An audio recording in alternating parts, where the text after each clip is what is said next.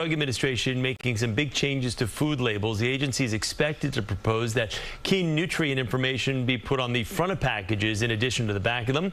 The goal is to create more transparency for consumers. Joining us now is clinical psychologist and certified nutrition coach, Dr. Candice Seti. Welcome, Doc. Good to see you.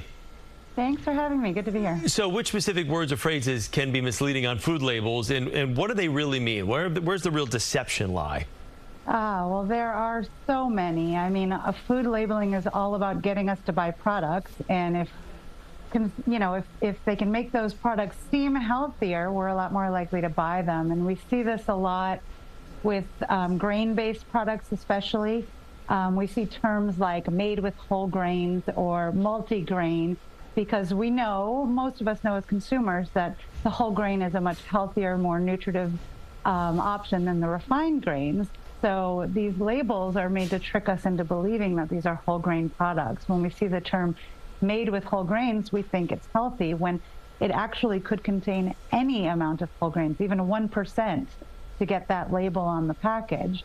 And we see the term multigrain, and of course we assume that means, oh, well, there's a whole lot of whole grain in this product, when actually that label is fairly meaningless and could simply mean it's a mixture of refined grains and there are no whole grains in there.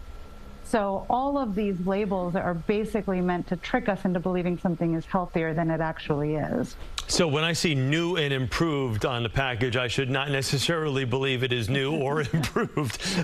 What are some of the most common ways food marketers manipulate people's buying habits?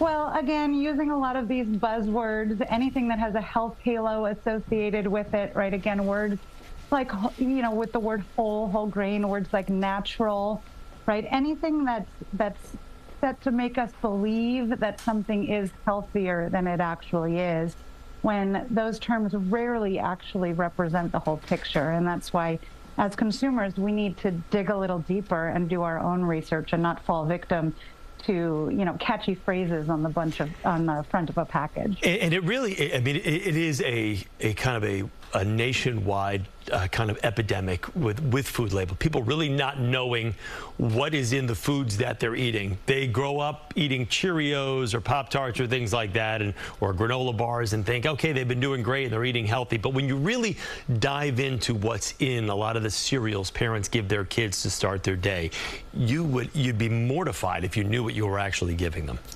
Yeah, and that's why we have to dig deeper. We have to look further. Right, we can't just look at the front of a package and see, a picture of nature or the word natural or the word health and assume that that means it's a good product to put in our bodies. If we're really concerned about it, we have to look at the back.